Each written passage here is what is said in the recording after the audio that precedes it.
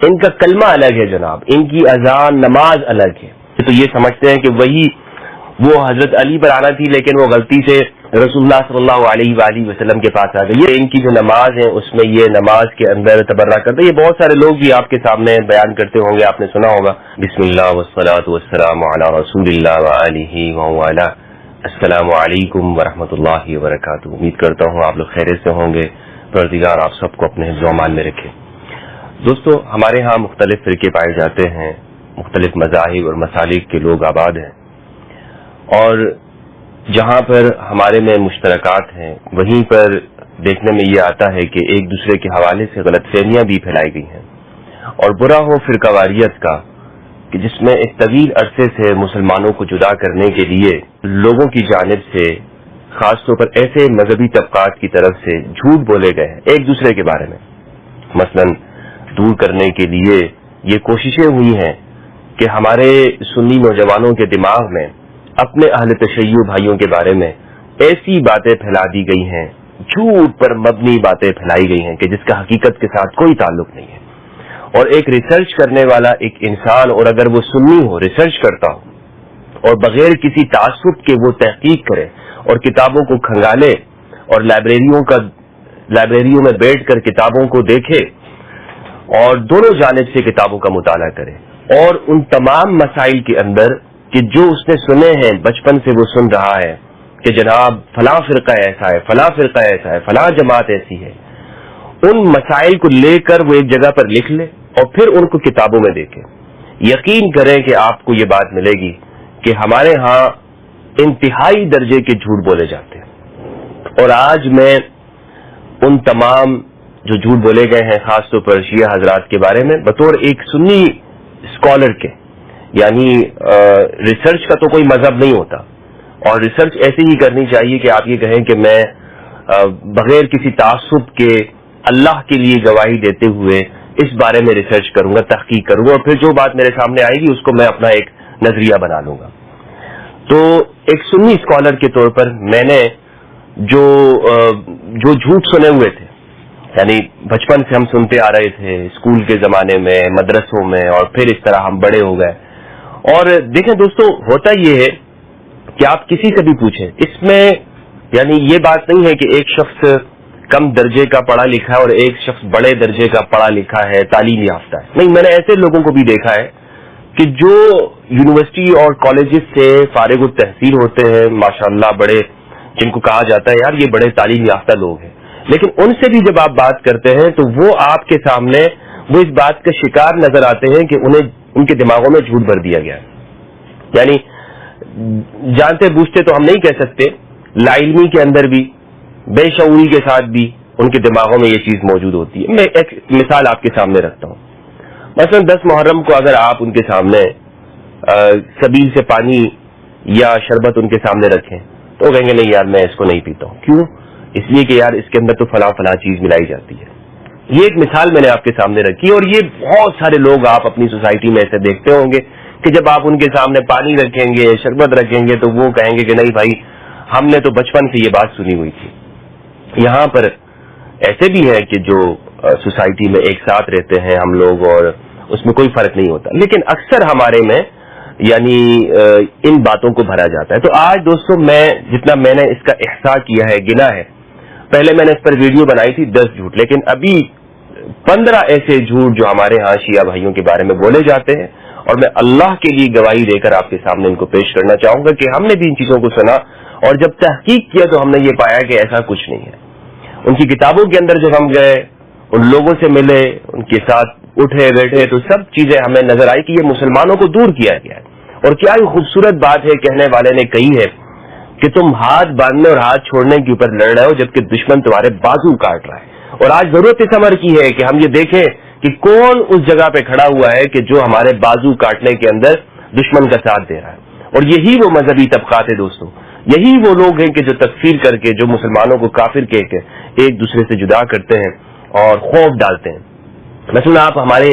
لوگوں سے پوچھیں نا کہ کتنے ایسے لوگ ہیں کہ جنہوں نے کبھی اپنی زندگی کے اندر امام بارگاہ کا وزٹ کیا ہے. بہت کم آپ کو دکھائی دیں گے. آپ کو کہیں کیوں؟ اس لیے کہ خوف ڈال دیا نا، نہیں تم اگر مسجد میں جاؤ گے سنیو کہ تو ایسا ہو جائے گا، تم اگر امام بارگاہ جاؤ گے تو فلاں ہو جائے گا، تم تو مذہب سے نکل جاؤ گے تم تو یہ ہو جائے گا وغیرہ ہو جائے گا. تو مسلمانوں کو ایک دوسرے سے جدا کر کے فائدہ کس نے اٹھایا ہے آج ان طاقتوں نے کہ جو پوری دنیا کے اندر مسلمانوں کو جدا کرتے ہیں سنی شیعہ کے نام پر. تو پہلا جو جھوٹ بولا جاتا ہے وہ یہ ہے کہ کہتے ہیں کہ جناب ان کا تو قرآن مجید کے اوپر یقین ہی نہیں ہے، یہ تو قرآن مجید کو محرف مانتے ہیں. اعوذ باللہ. میں نے کراچی سے ایران سے مشہد سے عراق، نجف، اشرف اور یعنی ان کے گھروں کے اندر یا مزارات کے اندر میں نے وہاں پر جس جگہ بھی میں نے وزٹ کیا تو میں نے یہ دیکھا ہے کہ وہی قرآن کے جو ہمارے ہاں موجود ہے اسی قرآن کو یہ رکھتے ہیں، اسی قرآن کو پڑھتے ہیں، اسی قرآن کی تلاوت کر کے اس کو عبادت سمجھتے ہیں. اور یہ اہل تشیع کی کتاب اعتقادات شیخ صدوق یہ المعروف ابو جعفر محمد بن علی بن بابویہ المعروف شیخ صدوق رحمہ اللہ، یہ کتاب ہے، یہ اردو کے اندر بھی ہے، آپ اس کو پڑھ سکتے ہیں. اس میں قرآن مجید سے متعلق یعنی ہم ان کتابوں کو کیوں نہیں پڑھتے کہ جو انہوں نے لکھی ہے، یعنی سنی سنائی باتوں کے اوپر ہم یقین کر لیتے ہیں، ہم کہتے ہیں نہیں یار جو بھی یہ کہہ رہے ہیں بات ٹھیک ہے، اور نفرت پھیلانے والے کہتے ہیں ہم تو اتنی نفرت بھر دیں گے کہ یہ لوگ آپس میں ایک دوسرے سے ہاتھ نہیں ملانا چاہیں گے، اتنی نفرت ہم بھر دیں گے کہ ایک سنی شیعہ سے ہاتھ ملانا پسند نہیں کرے گا. تو یہ نفرت بھرنے والوں کا کام ہے، یہ قرآن پہ یقین نہیں رکھتے، یہ تو قرآن مجید کو محرف مانتے ہیں، یہ تو یہ سمجھتے ہیں کہ وہی وہ حضرت علی پر آنا تھی لیکن وہ غلطی سے رسول اللہ صلی اللہ علیہ وآلہ وسلم کے پاس آ گئے. یہ صفحہ نمبر 83 ہے، اردو کے اندر یہ موجود ہے، بہت آپ کو آسانی سے مل جائے گی، آپ اس کو لیجئے گا تاکہ آپ اس کو پڑھ لیں. کہتے ہیں قرآن مجید کے متعلق ہمارا عقیدہ کیا ہے. واضح لفظوں میں آپ کو بتاتا چلوں کہ ان کی کسی عالم نے یہ نہیں کہا کہ قرآن مجید یہ محرف ہے، یعنی جو ان کے اکابرین ہیں، بات اکابرین کی کریں نا، ان کی کتابوں کی کریں، یہ جھوٹ بولا جاتا ہے. کہتے ہیں کہ جناب قرآن کے بارے میں ہمارا اعتقاد یہ ہے کہ یہ خدا کا کلام ہے اور اس کی وحی اسی کی طرف سے نازل شدہ ہے، اسی کا قول اور اسی کی سچی کتاب ہے، باطل اس کے سامنے سے آ سکتا ہے اور نہ اس کے پیچھے سے، یہ صاحب حکمت و علم اور خدا کی بارگاہ سے نازل ہوا ہے، اس کے تمام قصے برحق ہیں، یہ قول فیصل ہے، بیکار افسانہ نہیں ہے. بہت خوبصورت باتیں، اگر آپ ان کی اعتقادات، ان کے عقائد پڑھنا چاہتے ہیں، اور یہ باتیں بھی کہ کچھ لوگ کہتے ہیں کہ جناب یہ غلو کرتے ہیں وغیرہ وغیرہ، ان سارے سوالات کے جوابات آپ کو اس کتاب سے مل جائیں گے. میں اجمالی طور پر وہ ساری چیزیں آپ کے سامنے رکھنا چاہتا ہوں اور میں بتانا چاہوں گا کہ ہم نے بھی ان چیزوں کو سنا جو کہ جس کا حقیقت کے ساتھ کوئی تعلق نہیں. اور آج میں اپنے ایک سنی نوجوان سے کہنا چاہتا ہوں کہ خدا کے لیے ان جھوٹ پھیلانے والوں کے جھوٹ سے باہر نکلیں اور تحقیق کریں. تو پہلی بات یہ کی جاتی ہے کہ جناب ان کا قرآن مجید پر اعتقاد نہیں ہے، یہ بالکل جھوٹ بات ہے، من گڑت بات ہے. دوسری بات یہ کرتے ہیں کہ یہ ختم نبوت کے قائل نہیں ہے، یہ بھی بالکل جھوٹ ہے، یہ ختم نبوت کے قائل ہیں. رسول اللہ صلی اللہ علیہ وآلہ وسلم کے بعد سلسلہ امامت کو مانتے ہیں، نبوت کا سلسلہ ختم ہو گیا تو تبھی امامت چلے گی نا. تو اس لیے یہ ان کے ہاں امامت کا ہونا اس بات کا ثبوت ہے کہ یہ نبوت کے اب جو سلسلہ وحی ہے اس میں رسولوں کے آنے کے منقطع مانتے ہیں، اب امامت کا ایک سلسلہ اس کا آغاز مانتے ہیں. اسی طرح ایک بات کی جاتی ہے کہ جناب یہ سب صحابہ کو گالیاں دیتے ہیں اور یہ تو اس کو عبادت سمجھتے ہیں کہ جناب صحابہ کو گالیاں دی جائیں. لیکن میں نے ان کی مجالس میں شرکت کی ہے، ان کے ساتھ اٹھا بیٹھا ہوں. حقیقت یہ ہے کہ یہ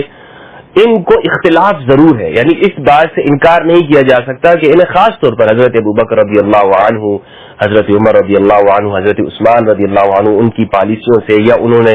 جو اپنے دور حکومت میں جو وقت گزارا اس سے اختلاف ضرور ہے. مثلا فدق کا معاملہ دیکھ لیں، خلافت کا دیکھ لیں، سقیفہ ہے.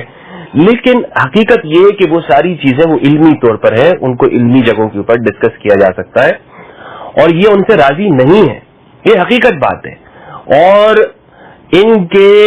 یعنی چونکہ عقائد ایسے ہیں، اہل البیت سے متعلق چیزیں ایسی ہیں، مثال کے طور پر یہ سمجھتے ہیں کہ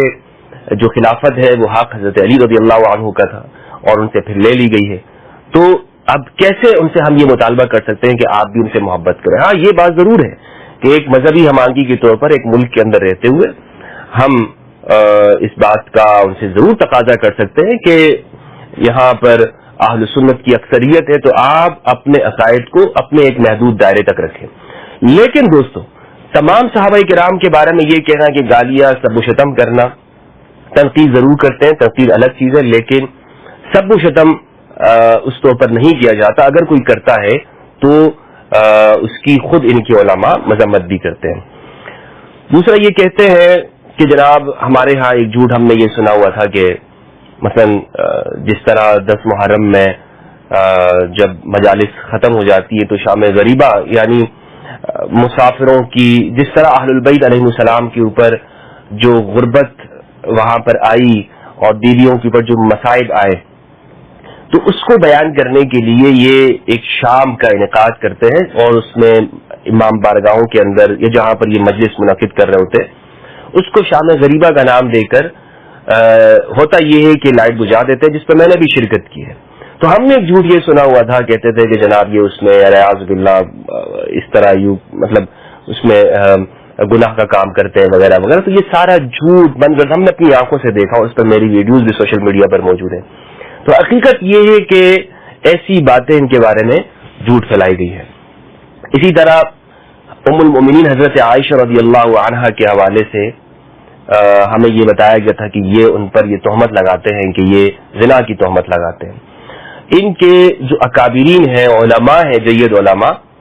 میں نے آپ کو بتایا کہ یہ اختلاف ضرور رکھتے ہیں ام المؤمنین کے اس عمل کی وجہ سے کہ جو آپ نے جمل میں حضرت علی امام علی علیہ السلام کے مقابلے میں جو آپ آئی ہیں، لیکن یہ جو زنا کی تہمت ہے اس پر یہ نہیں رکھتے، بلکہ اس پر کتاب بھی موجود ہے شیخ احمد سلمان کی جو تیونس کے ہے،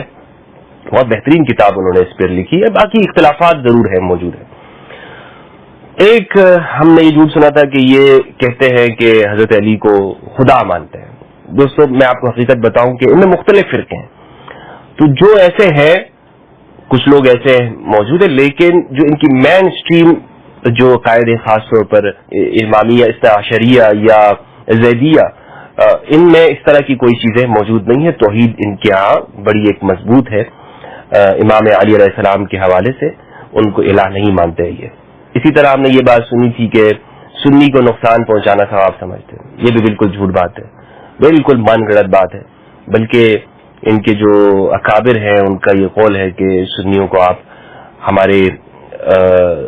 بھائی نہیں بلکہ ہماری جان ہے۔ لا تقولوا اخواننا السنہ بل قولوا انفسنا، یہ مت کہو کہ یہ ہمارے بھائی ہیں بلکہ کہو کہ یہ ہماری جان ہے۔ ان کے علماء کے اقوال ہیں۔ اسی طرح ایک بات ہم نے یہ سنی تھی کہ یہ وحی میں غلطی کے قائل ہے، اس کا میں نے آپ کو بتایا کہ ایسا کچھ نہیں ہے، بلکہ ان کے جو علماء ہیں انہوں نے لکھا ہے کہ وحی رسول اللہ صلی اللہ علیہ وآلہ وسلم کے اوپر ہی نازل ہوئی۔ اسی طرح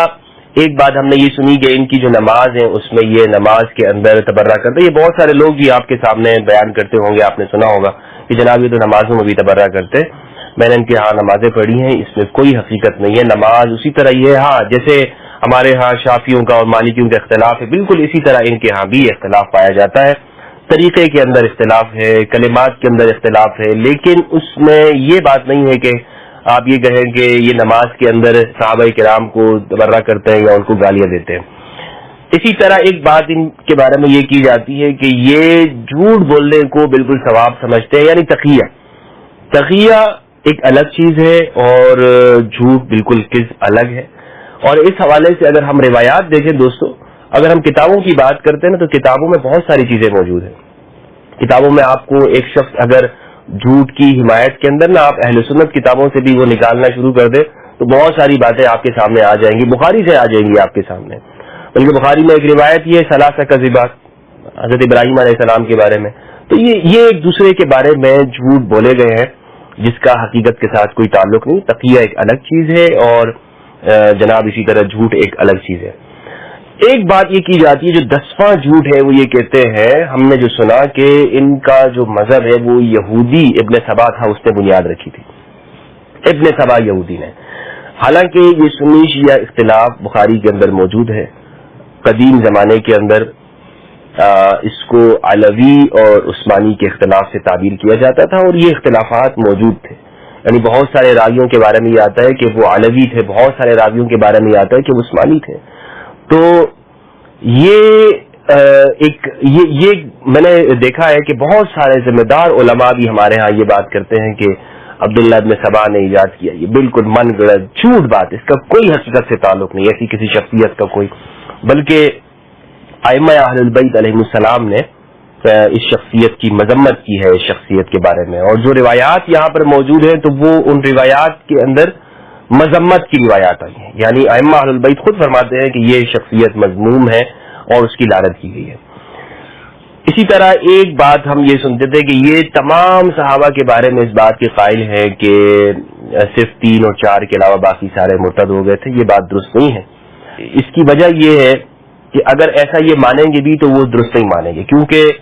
تقریباً 100 بدری صحابہ کرام رضوان اللہ علیہم وہ امام علی علیہ السلام کے ساتھ صفین میں موجود تھے اور 700 بیعت رضوان کے صحابہ موجود ہیں، 1000 انصاری صحابہ امام علی علیہ السلام کے ساتھ دینے والے ہیں۔ تو اتنی بڑی ایک تعداد ہے، بلکہ اس پر ان کی کتاب بھی ہے ان کے علماء کی، اصحاب علی کے نام سے۔ تو مجھے یہ چیز معلوم ہوتی ہے کہ اس کا حقیقت کے ساتھ کوئی تعلق نہیں ہے، اور اگر ہوگا بھی تو اس کو کسی اور معنی کے اندر یہ مانتے ہوں گے۔ اسی طرح ایک بات ہم نے یہ سنی تھی کہ جناب یہ امام حسین علیہ السلام کی قبر کو سجدہ کرتے ہیں، بالکل جھوٹ بات ہے، من گڑت ہے، ایسا کچھ نہیں ہے۔ یہ قبلے کی جانب سجدہ کرتے ہیں، نماز پڑھتے ہیں اور امام حسین کو اللہ کا بندہ سمجھتے ہیں۔ اسی طرح ایک جھوٹ یہ سنا جناب، یہ جو سبیلیں ہوتی ہیں نا، جو شربت یا پانی کی، اس میں یہ خون وغیرہ ملاتے، یہ بھی جھوٹ بات ہے، من گڑت ہے، نفرت ڈالنے کے لیے بات پھیلائی گئی ہے۔ ان کا کلمہ الگ ہے جناب، ان کی اذان نماز الگ ہے۔ تو اس حوالے سے اگر میں یہ آپ کے سامنے کہتا چلوں کہ یہ جو کلمے کے حوالے سے بات ہے، اس کا میں مختصر آپ کو کہنا چاہوں گا۔ بلا شک و شبہ یہ کلمے میں یہاں پر جو اضافہ ہے اس چیز کو رکھتے ہیں علی ولی اللہ و وسیع رسول اللہ و خلیفۃ بلا فصل، لیکن کلمہ ہے کیا چیز؟ اس پر ایک تفصیلی ویڈیو انشاءاللہ عز و جل میری آئے گی کہ یہ کلمہ جو ہے بنیادی طور پر توحید اور رسالت کی گواہی دینا ہے۔ یعنی رسول اللہ صلی اللہ علیہ وآلہ وسلم کے سامنے اگر ایک شخص آتا اور وہ کہتا کہ میں مسلمان ہونا چاہتا ہوں، تو وہ کس بات کی گواہی دیتا؟ توحید کی اور رسالت کی، اور وہ اسلام میں داخل ہو جاتا۔ لیکن اور اس چیز سے یہ بھی کہتے ہیں کہ آپ مسلمان ہو جائیں گے، آپ اسلام میں داخل ہو جائیں گے، لیکن شیعہ ہونے کے لیے یعنی باقاعدہ طور پر جماعت امام علی کا حصہ ہونے کے لیے آپ کو یہ اقرار کرنا پڑتا ہے کہ میں امام علی کو اللہ کا ولی مانتا ہوں، اور پھر ان کے جو عقائد ہیں خلیفہ بلا فصل کا معاملہ، چونکہ خلافت بلا فصل گئی ہے تو اس کو انہوں نے اپنے ایک یعنی یوں سمجھ لیں ایک علامت بنا لی ہے، ایک شعار بنا لیا ہے۔ بنیادی طور پر کلمہ وہی ہے، لا الہ الا اللہ محمد رسول اللہ، کلمہ وہی ہے، لیکن ایک شیعہ ہونے کے لیے انہوں نے اس میں اس چیز کو اقرار کرتے ہیں کہ یہ سمجھا جائے کہ علی کی ولایت کا اقرار کر لیا، اور یہ ان کے بنیادی عقائد میں سے ہے، یعنی امامت کو ماننا اور پھر خلافت کو ماننا، خلافت بلا فصل کو اور پھر اس کو منصوص من اللہ ماننا، اسی سے ایک شخص شیعہ ہوتا ہے۔ اور اگر کوئی یہ نہیں مانتا تو وہ شخص اس کو یہ اپنے عقیدے کے طور پر شیعہ نہیں مانتے ہیں۔ اچھا، نماز اور اذان کے حوالے سے تو اذان آپ دیکھیں کہ اذان میں حی علی خیر العمل کا اضافہ کرتے ہیں، یہ ہماری اہل سنت کی کتابوں کے اندر موجود ہے، موطا امام محمد کے اندر حی علی خیر العمل، امام زین العابدین علیہ السلام کے حوالے سے ہماری اہل سنت کی کتابوں میں ہے کہ وہ اس کا اضافہ کرتے تھے۔ تو یہ کوئی ایسی بات نہیں، یہ فقہی اختلاف ہے۔ نماز کے حوالے سے نماز کا طریقہ الگ ہے، ہاتھ چھوڑ کے پڑھتے ہیں، تو یہ بھی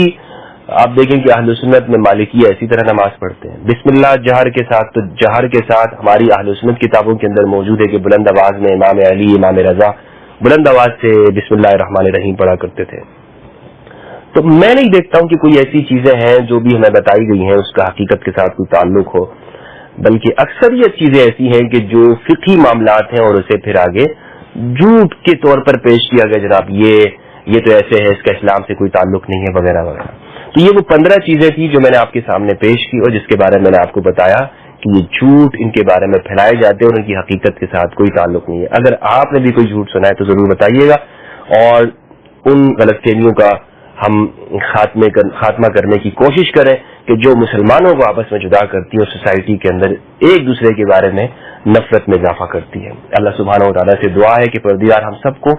مل جل کر رہنے کی توفیق عطا فرمائے اور ایک ساتھ رہنے کی، تاکہ ہم اس دنیا کے اندر مسلمانوں کی ایک اچھی وحدت قائم کر سکیں اور مسلمان ایک دوسرے کے ساتھ امن کے ساتھ رہ سکیں۔ السلام علیکم ورحمۃ اللہ وبرکاتہ۔